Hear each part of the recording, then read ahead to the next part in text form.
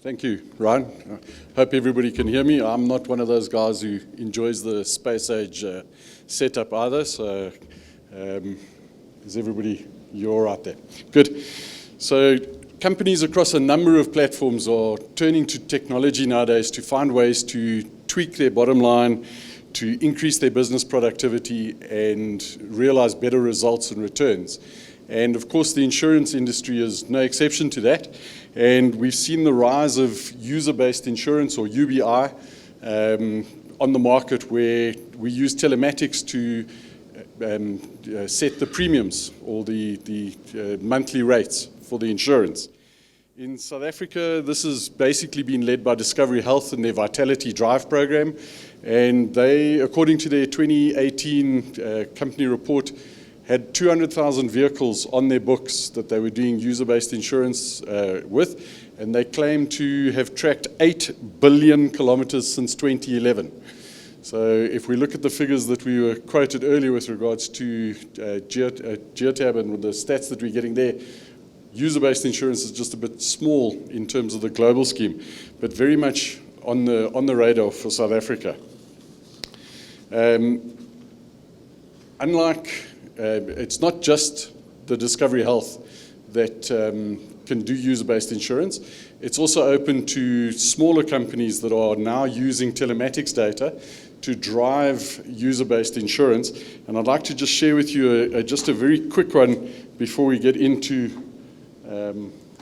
We partnered and worked with an insurance company using the Geotab driver scorecard to put forward a user-based insurance of our own.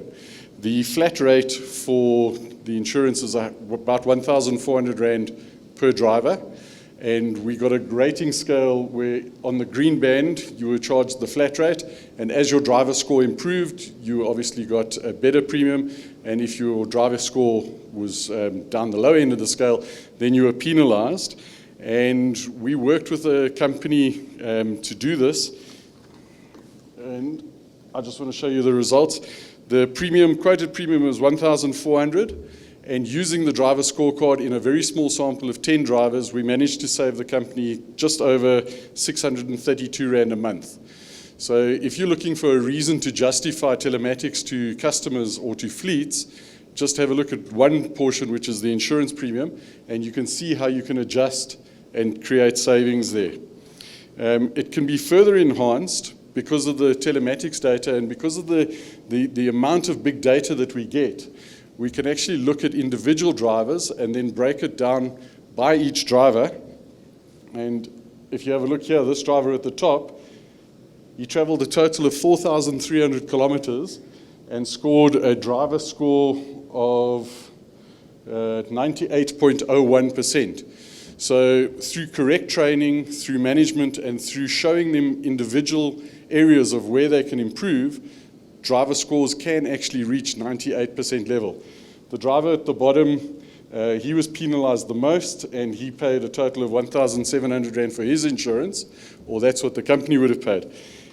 Through gamification and training and working with the drivers on an individual level, we were able to bring both of these two drivers over a month period to the level where they were in the green band, and then the saving to the company is 1,124, or nearly one insurance premium for a small sample of 10 over the time. So that shows you that gamification actually does work, and also user-based insurance. I'll go very quickly because I know we are running a bit behind schedule, but the advantages of this is that you can recruit, train, and retain low-risk drivers. By managing the drivers effectively and reducing your insurance risk, you keep your better drivers. You improve customer satisfaction because you're able to deliver on time, you're able to manage various metrics that are available to you, and then obviously reduce all the costs related to bad driver behavior. It's very important when you start looking at the benefits outside of insurance in telematics to know where to start. And I always like to engage with the clients and make sure that we are speaking the same language and find out what is important to them. We had one client who specifically just wanted to know how long his drivers were at a customer. all of the other information related to the telematics data was unimportant or not relevant to him. It became relevant and important over time, but for him, his starting point was, how long are my drivers at the customer? So we work with the customers in creating the right metrics and the right dashboards to ensure that we assist them. Fleetmatics report, just recently released, shows that the average workday when drivers are managed correctly fell by 20% from roughly 10.6 hours all the way down to 8.6 hours, and fleet saved on average $45 per month. There's also a 12% reduction in idle time in the vehicles that were monitored. So you can see we look at things like daily utilization and seeing where drivers are busier, where they're dropping, where they're stopping most during the day, and then working on planning across the fleet. And then a very important one for us with a lot of our customers is the weekly idle cost. So we can actually work with them and tell them exactly what each day's worth of idling is costing. A white paper recently released by Geotab on their learning center talks about tangible and intangible benefits when talking telematics. And tangible benefits are directly related to money, and it's an increase in sales, increase in your market share, reduced transaction costs, etc. And from a telematics point of view, that'll be your fuel savings and also your parts, maintenance, and etc. that we've already discussed and had lots of examples on. And intangible benefits are the things that you can't really measure. Those are the things that you know that there's a knock-on effect, and it could be things like compliance, fewer customer complaints about your drivers, etc. I'd just like to share a case study. We had one of our customers contact us, and he was quite irate because if you've got a branded vehicle or a branded truck and your driver does something wrong, you get that phone call, and it's always a case of either he said, she said, that's what they said the driver was doing, that's what was reported to us. Unless you've got one of Stephen's videos in your vehicle, it's very difficult to investigate. And they threw the challenge to us and said, help us understand if what is being said is true.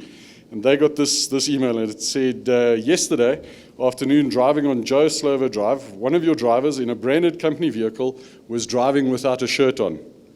I find this completely unprofessional, and it is an offense to the public indecency according to the Road Traffic Act. Not only was he driving without his shirt on, but he was driving recklessly as well. I await your response. And so often as business owners, it's something else that happens that puts our vehicles in the spotlight, and then only do they talk about the bad driving, etc. So we were actually sent this photograph, and that is our customer's vehicle, and he's allowed us to present it. And on the photograph, because the person took it on their cell phone, we were able to pinpoint the exact time that the photograph was taken. And if you look, it's called EXIF data in the photograph. It's embedded at 2:02 p.m. on that day. That's when that photograph was taken.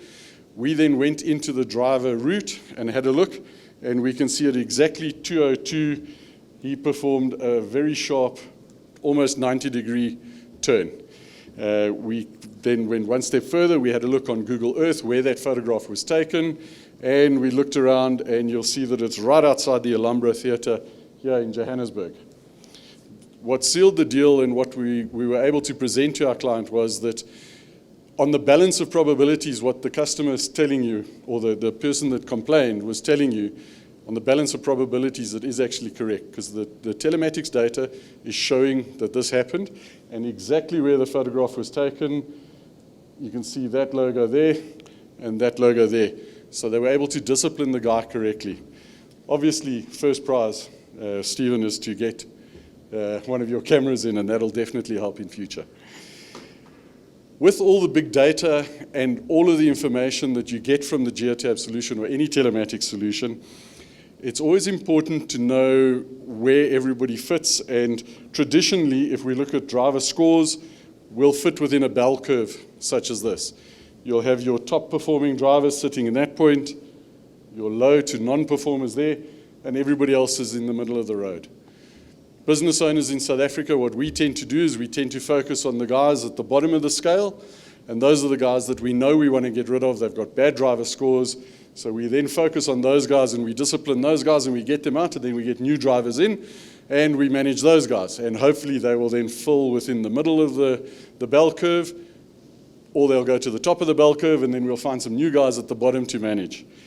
But there's definitely a different way to do that. And the value of the big data is that if you manage everybody correctly throughout the entire bell curve, your bell curve actually shifts upwards. And you're then able to score better scores and realize better results through the entire process. I'll give you a good example of this. We did a second test with a client, and these are their driver scores. And you can see there's a good mix of driver scores looking at the hard acceleration, harsh braking, harsh cornering, speeding, and idling.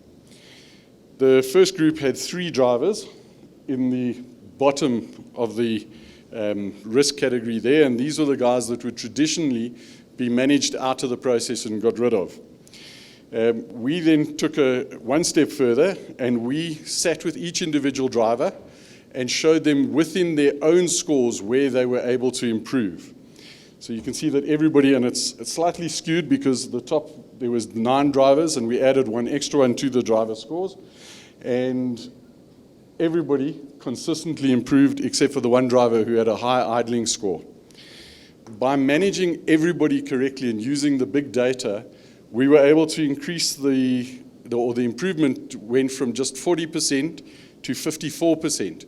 So instead of just managing the 3 drivers at the bottom to an acceptable level, we went up to 54% on hard acceleration, harsh braking from 8% to 11%, on cornering from 10% to 14%. So you can see that it actually works to improve everybody and work with everybody to improve the scores. Overall, there was about a 6% improvement over everybody in the group. It's important to know which KPIs to attack and to go after as companies, and it's important to know that when you're working with them that you set the right targets and keep the right goals in mind when talking to your drivers. It's no point just calling a group of drivers into a room such as this, sitting down and saying, we're having a problem with accidents and we need everybody to drive better and safer. So set the right targets, manage them effectively. Very important to keep it simple and use the KPIs available to you to ensure that they achieve their targets. And take time to celebrate. It's very important that we use the time with the drivers when they do achieve to celebrate effectively. In our company, we're very big proponents of the gamification process and turning everything into a bit of an incentive between the drivers. And something as simple as a 500 Rand incentive will completely transform the reward for the guy at the end of the week, so they know what's achievable to them.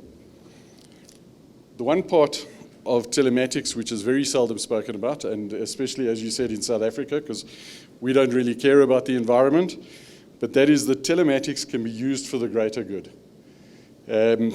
It's definitely a way that we can use rich data, benefit rich rewards, and make the roads safer for everybody. We need to start reducing our carbon emissions. It is something which is starting to happen in South Africa. We've heard about the electric vehicles coming in, and then obviously reducing costs due to accidents. If everybody on the road could be connected with telematics, I think it would go great leaps and bounds into a huge transformation and making the roads safer for everybody. It always amazes me that a quick Google search for plastic waste will give you 490 million search results. Search for carbon emissions in passenger vehicles, and you only get 65 million results. So it shows you where the focus is. But imagine if we as a society went after carbon emissions like we did after the plastic straws, telematics would be adopted in every vehicle going forward. Thank you very much for your time. That's a very brief overview of the advantages outside of UBI. If you'd like to know a bit more or chat a bit more, come see me at lunch, and I look forward to chatting to you. Thank you.